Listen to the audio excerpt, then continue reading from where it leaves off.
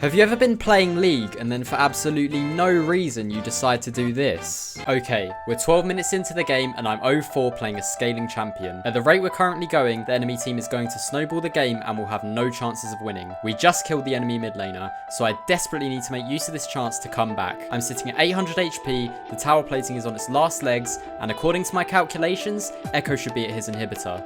I have no choice but to go for it.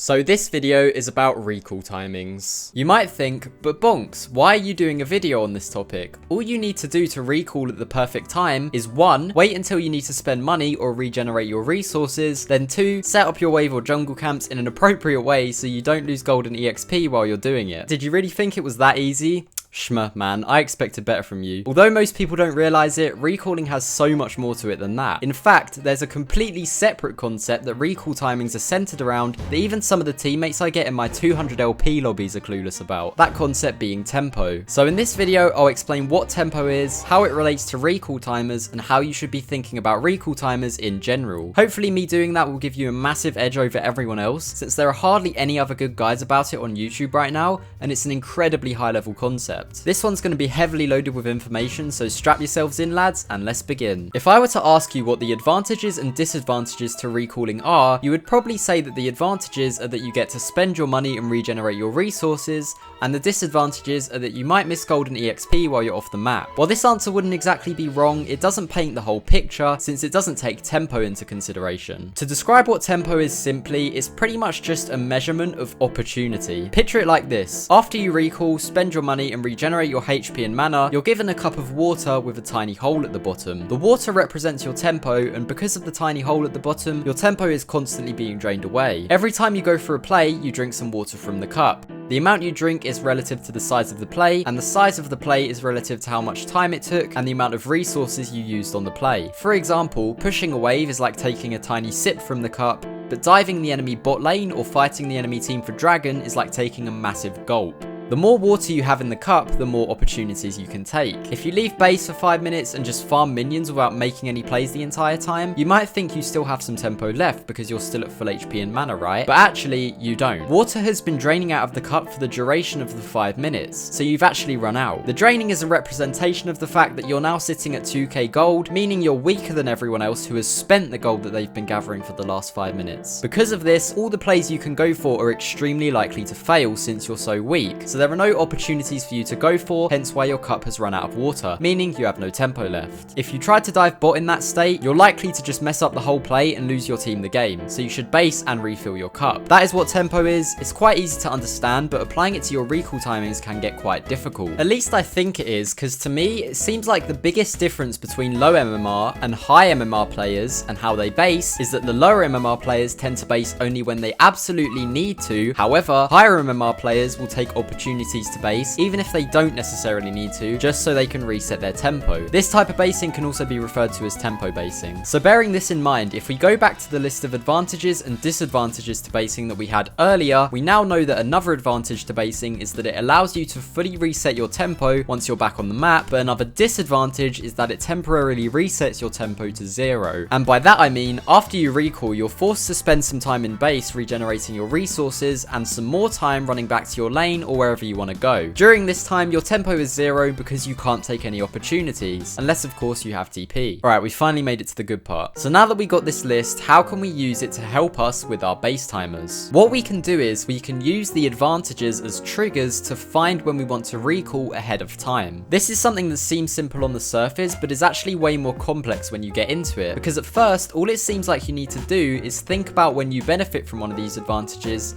and that's when you know you want to recall. So what I mean by that is you ask yourself the following questions. 1. Am I about to have enough gold to reach my next item spike? 2. Am I about to run out of HP or mana? And 3. Am I about to run out of tempo? The problem with these questions is that they only give you an indication of when basing is absolutely necessary, which loops back to the thing I was saying earlier about the difference between lower elo and higher elo players. In fact, based on the time I've spent coaching and watching players in the gold to diamond range, I can confidently say that 99% of you subconsciously ask yourself these questions when deciding when you want to base. That means you're never going to make the call to base in situations where the answer to all these questions is no, since it doesn't seem necessary, right? But that's bad because, as I was saying earlier, sometimes it can be better to base even when it's not necessary. Just to take a random example I found recently to demonstrate what I mean, in this game we have an Ahri versus Yone matchup in the mid lane. The lane isn't relevant to this example, by the way, but essentially the Ahri gets a solo kill onto the Yone, she shoves out the wave, now pause. These are her resources and she has 1430 gold with these items. So let's ask the 3 questions. 1. Does she have enough gold to reach her item spike? Well, here she actually does have enough for her mythic, but for some reason this Ahri player wanted to buy these items, so the answer is no. Has she run out of mana or HP? No, she still has some left. And has she run out of tempo?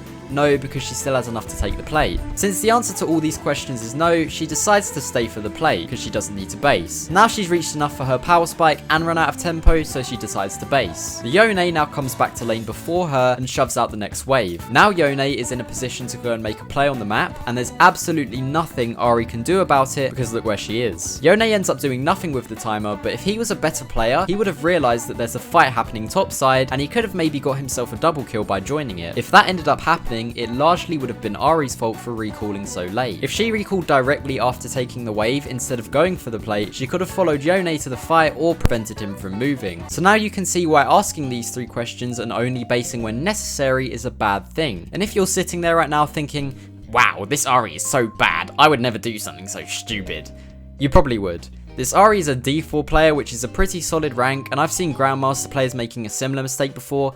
No one is exempt from this. So let's look at the thought process Ahri should have gone through to reach the correct decision here in the form of, you guessed it, a flowchart. Actually, to be honest, you probably didn't guess it because it's only the second one I've done, but not gonna lie, I think they might be the new wave. I don't know though, tell me what you think of them in the comments. So first, look at your money, look at your resources, and ask yourself the question, with the resources I have left, can I get enough money for a better buy? If no, that means you want to base now. That obviously doesn't mean base on the spot, just that you want to, which by the way, we'll be talking about setting up bases and all of that in a minute, but for now we're just trying to find out when we want to base. If yes, however, next ask yourself the question, am I giving up the tempo advantage by staying for it? In this Ahri clip, you can see that the Yone gets back to lane way before Ahri does, meaning he has the tempo advantage. Ahri's cup is empty here while Yone's is full, meaning he gets to make the next move, hence why he has the tempo advantage. You could also just describe it as whoever gets back on the map first has the initial tempo advantage. If no, that means you want to base after you get enough money for the buy you're looking for. If yes, ask yourself this final question. Is it worth it to give the enemy the tempo advantage for what I'm gonna get? The answer to this question depends on 3 things. The champ you're playing, the champ the enemy is playing, and the state of the map. The champ you're playing is important because it dictates how important it is to hit your item spike. If you're playing something like Zed and you already have your first Dirk, then hitting your item spikes isn't going to be as important. So Zed players aren't going to want to give the tempo advantage up as often, whereas if you're playing something like Ezreal, basing at the right time throughout the game to hit all your spikes is like life or death. So Ezreal players will be much more willing to give the enemy the tempo advantage. The champ the enemy is playing is important because it dictates what they're going to do with the tempo. To use the same examples again, if you're playing against a Zed, he could potentially use the tempo advantage to shove out a wave and roam to bot lane to secure a double kill, so you probably want to avoid giving him the tempo advantage unless there's a really good reason for it. If you're playing bot lane against an Ezreal, he probably isn't going to do much with the tempo advantage he gets, so you can be more willing to give him the tempo advantage if it brings you a better advantage. And lastly, the state of the map is important as it dictates what the enemy can do with the tempo advantage. In the Ahri example, a fight was happening top, so giving Yone the tempo advantage when he could potentially move to it was a horrible idea. The same can be said if it looks like the enemy will get a chance to invade your jungler at their buff or dive one of the laners on your team. Take these 3 factors into account to decide whether or not it's worth it to give your enemy the tempo advantage in order to hit your item spike. If it is worth it, you want to base after you've got enough gold for the spike, and obviously if it's not worth it, then you want to base as soon as possible. So now that you know you want to base, you now need to set it up. To do this, ask yourself the final question, can I create a situation where I don't lose any minions or jungle camps when I go to base? You can create a situation like that by crashing a big minion wave into the enemy tower or clearing your camps as a jungler. So if the answer to that question is yes, then go and create that situation. If the answer is no, then you need to find a way to minimize the amount of gold you're going to lose. And kaboom!